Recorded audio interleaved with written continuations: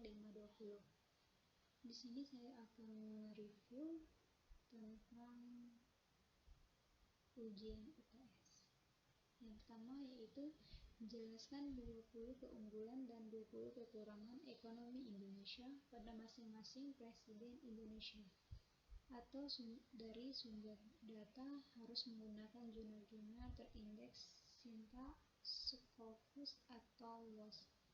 Nah, di sini saya akan menjawab pertanyaan dari Bapak, yaitu pertama yaitu Presiden Soekarno. Kelebihannya yang pertama yaitu masa kepemimpinan Soekarno merupakan masa perbaikan pasca penjajahan. Yang kedua yaitu produksi pangan mengalami kenaikan. Yang ketiga yaitu dalam masa Soekarno pembangunan wilayah kota menjadi titik utama pembangunan. Yang keempat yaitu gedung-gedung yang dibuat masa pemerintahan Soekarno bertujuan agar ibu kota semakin cantik dan malam harinya menjadi megah. Yang kelima yaitu berbagai bangunan besar yang dibuat merupakan bentuk awal dari ibu kota yaitu Jakarta. Kekurangannya yang pertama yaitu inflasi dan korupsi menjadi masalah utama dalam kepemimpinan Soekarno. Yang kedua yaitu inflasi menjadi kronis dan tidak terkendali dan tidak terawasi sejak awal kemerdekaan. Yang ketiga yaitu pasar gelap, penyelundupan dan bentuk-bentuk penyimpanan lainnya telah mengurangi pengawasan ekonomi pemerintah pada tingkat yang sangat kronis. Yang keempat yaitu sebagai besar sektor ekonomi produksinya merosot seperti beras, makanan pokok dan bahan makanan lainnya. Yang kedua yaitu Presiden Soeharto. Kelebihannya yang pertama yaitu penetapan sebuah rencana pembangunan nasional jangka panjang. Yang kedua yaitu mengejar keterlambatan modernisasi bangsa untuk menciptakan masyarakat adil dan makmur, lahir dan batin sesuai dengan Pancasila. Yang ketiga yaitu banyak berdiri organisasi pengusaha dimaksudkan untuk meningkatkan ekonomi anggota dan bargaining atau powernya. Yaitu kekurangannya yang pertama yaitu menjadi modernisasi yang berujung dengan kerusuhan, penjarahan dan pembakaran di sebagai besar lokasi di Jakarta yang disebabkan oleh demonstrasi anti modal asing yang mengakibatkan mobil-mobil buatan Jepang dirusak dan dibakar. Yang kedua yaitu terjadinya peningkatan besar hutang negara sebesar USD 137,424 miliar, jauh di atas ambang batas USD 100 miliar. Yang ketiga yaitu Presiden Habibie. Kelebihannya yang pertama yaitu Indonesia berhasil menurunkan kurs menjadi sekitar 10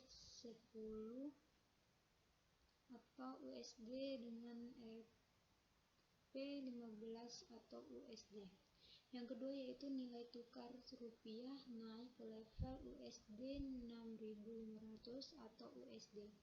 Yang ketiga yaitu penerapan independensi Bank Indonesia agar BI bisa berfokus pada pengurus bidang ekonomi. Yang keempat yaitu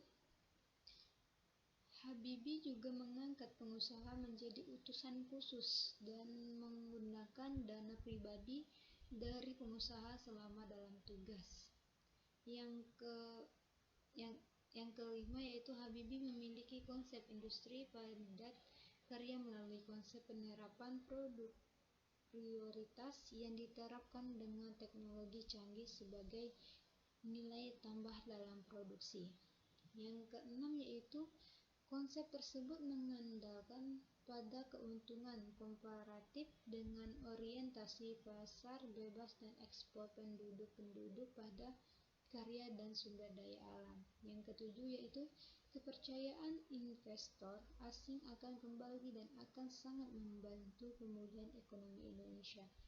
Yang kekurangannya itu sempat terjadi gejolak dengan lepasnya Timor dari Indonesia. Yang keempat yaitu Presiden Gus Dur. Kelebihannya yaitu bidang ekonomi masa pemerintahan Gus Dur diisi dengan kunjungan ke negara-negara ASEAN, Jepang, Amerika Serikat, Qatar, Kuwait, dan Yordania untuk menjalin kerjasama dengan dunia internasional. Yang kedua yaitu lalu pertumbuhan PDB pada tahun 2000 hampir mencapai 5%. Yang ketiga yaitu laju inflasi dan tingkat suku bunga atau SBI juga rendah. Kekurangannya, Gus Dur berupaya ingin membuat etnis Cina merasa lebih nyaman tinggal di Indonesia, sehingga mereka tidak membawa modal yang mereka miliki ke luar negeri.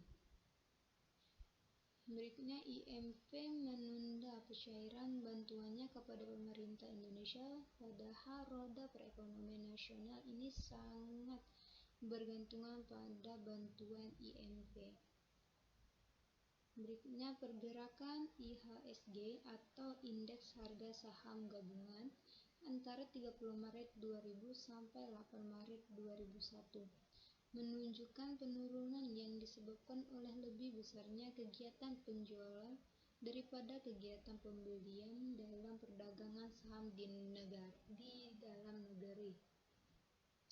Yang berikutnya itu pergerakan nilai tukar rupiah terhadap dolar AS pada awal tahun 2000 kurs rupiah sekitar 7.000 dolar US dan pada April 2001 menembus 12 dolar US. Presiden berikutnya yaitu Presiden Megawati. Kelebihannya yaitu adanya program pengolahan hutang luar negeri, adanya program usaha kecil menengah, dan adanya restrukturisasi dalam bidang keuangan. Kekurangannya yaitu Megawati mewarisi kondisi perekonomian Indonesia yang kurang baik di mana nilai kurs dolar terhadap rupiah kembali menembus 12. Tren IHSG, Indeks Harga Saham Gabungan yang menurun. Adanya program privatisasi badan usaha milik negara yang bertujuan mengembangkan potensi keuntungan usaha yang telah dirintis oleh BUMN. Selain itu, privatisasi memungkinkan pemerintah memiliki beberapa opsi eksplorasi sumber-sumber langka untuk menurunkan kemiskinan dan meningkatkan kesejahteraan sosial. Adanya investasi asing, keterpurukan kondisi ekonomi tersebut kian terasa jika dilihat dari perkembangan indikator ekonomi lainnya seperti tingkat suku bunga, inflasi, saldo neraca pembayaran dan defisit APBN dan pertumbuhan ekonomi. Presiden berikutnya yaitu Presiden SBY. Kelebihannya yaitu tingkat pertumbuhan ekonomi relatif lebih baik dibandingkan pemerintah selama era reformasi dan rata-rata pemerintah Soeharto yang pertumbuhan ekonomi sekitar 5%. Perekonomian sudah mulai stabil dan mulai membaik, kepercayaan investor mulai membaik, tingkat inflasi mulai membaik, kurs dolar mulai stabil meskipun perekonomian dunia sempat mengalami krisis. Harga BBM diturunkan hingga 3 kali pada tahun 2008 sampai 2009, pertama kali sepanjang sejarah.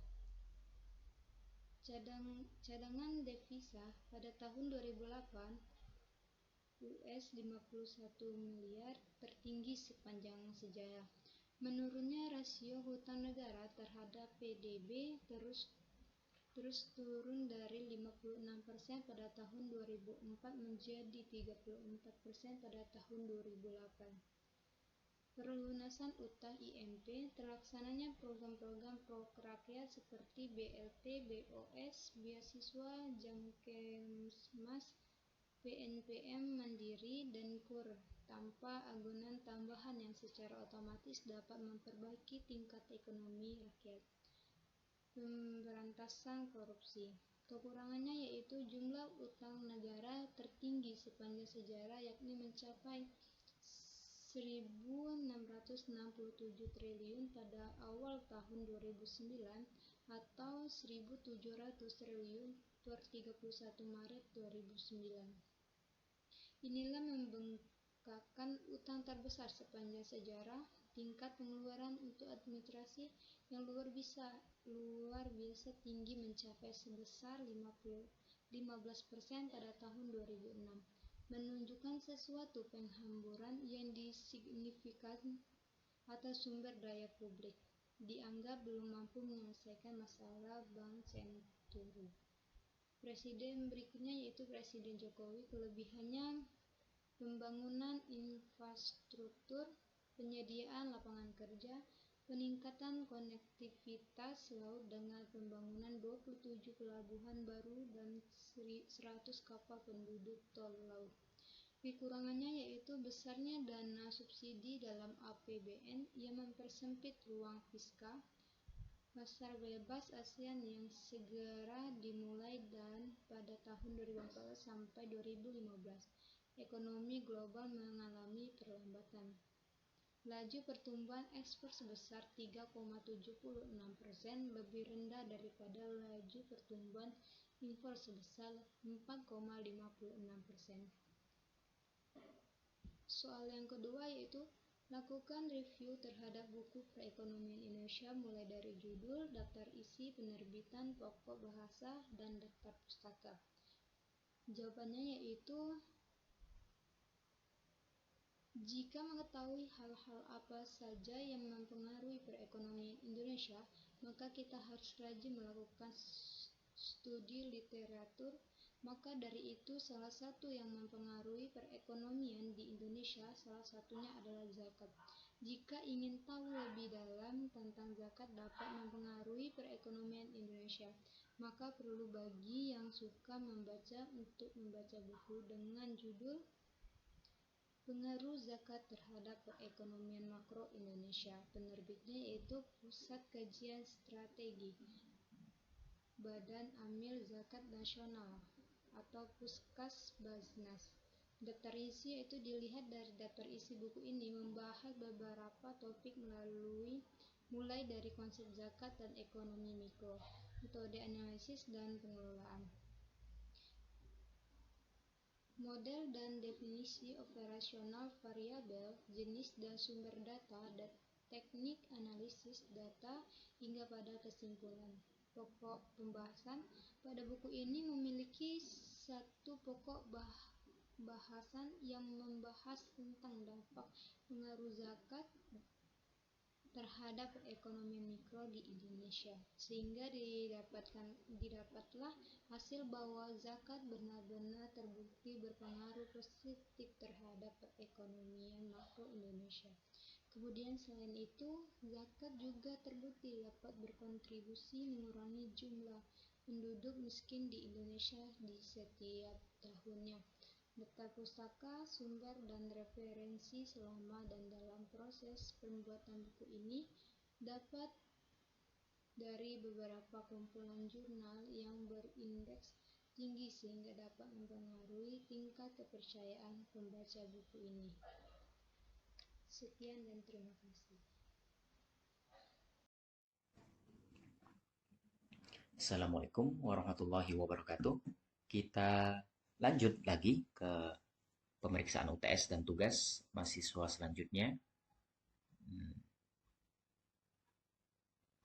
dengan nama Nirmala Darayuningsih. Oke, Nirmala ini dari kelas 4F, mengumpulkan pada tanggal 22 April 2022 pukul 13:27 lewat 15 detik dengan NIM 5012000 520. Ini Nirmala. Cek sampul bukunya ada berapa. Kita cek dulu. Nirmala tugasnya ada berapa harusnya. Nirmala. Oh, Nirmala berarti bukunya harus 2. Karena merah ya. Kelihatan kan? Merah ini. Harus 2. Kita cek satu-satu bukunya.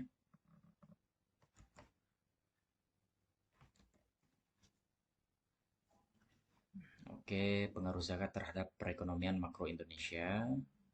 Buku pertama sudah bagus, Nirmala. Kemudian ini buku yang kedua.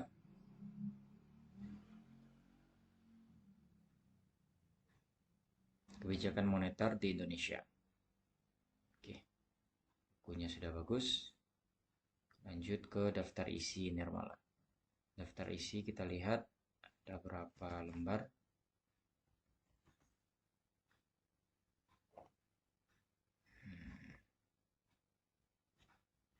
Oke. Oh, Nirmala ini pintar cari buku.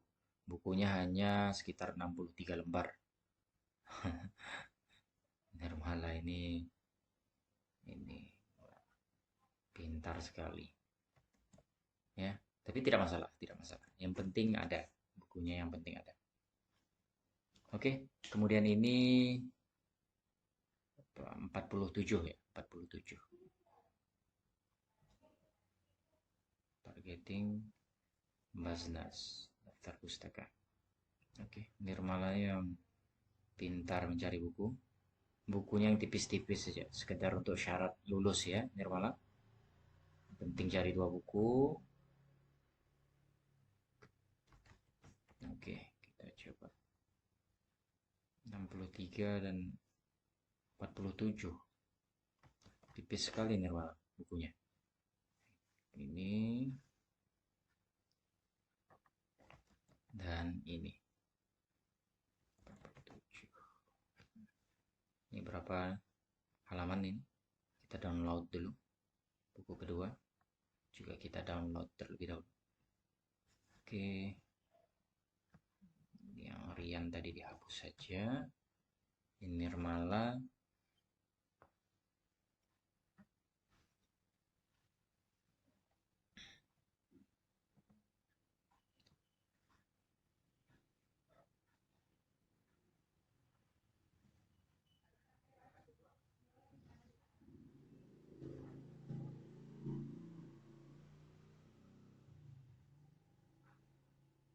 Ini bukunya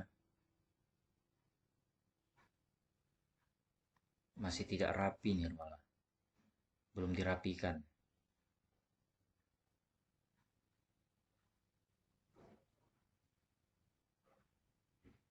Tapi lumayan lah. Sudah ada usahanya. Nah, ini belum.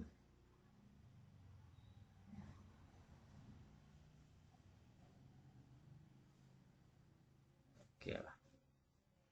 Oke. Oke. Nah, tapi sudah bisa diterima lah. Sudah ada usahanya.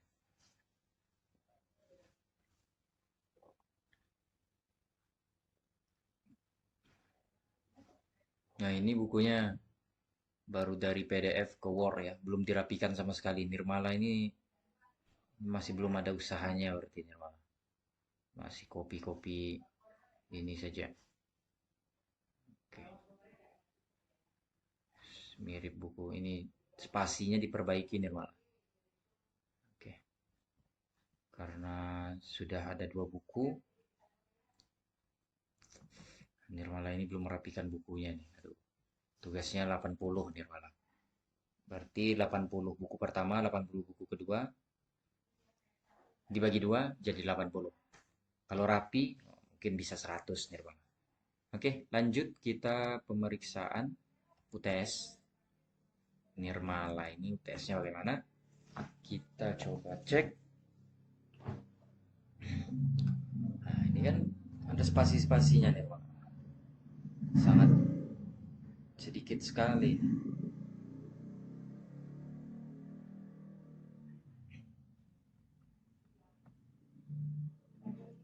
Sangat sedikit sekali UTS-nya Nirmala. 60. dapat nilainya. Itu pun kalau UTS-nya bagus ya. Coba lihat. UTS-nya sesuai standar nggak videonya. Rekam menggunakan layar komputer nggak. Assalamualaikum warahmatullahi wabarakatuh. Yang kedua yaitu produksi pangan mengalami kenaikan yang tinggi, yaitu dalam masa Soekarno pembangunan wilayah kota menjadi opsi.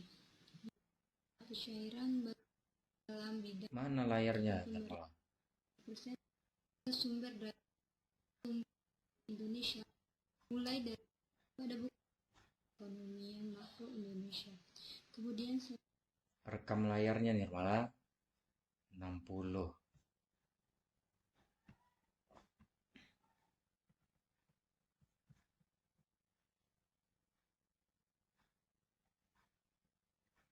Nah, cukuplah nilai Nirmala di 60. Ya, tidak ada rekam layarnya. Direkam menggunakan Zoom Nirmala atau Camtasia boleh, atau perekam layar lainnya. Jadi layar laptopnya yang direkam. Oke. Ini nilainya 60 saja Nirmala.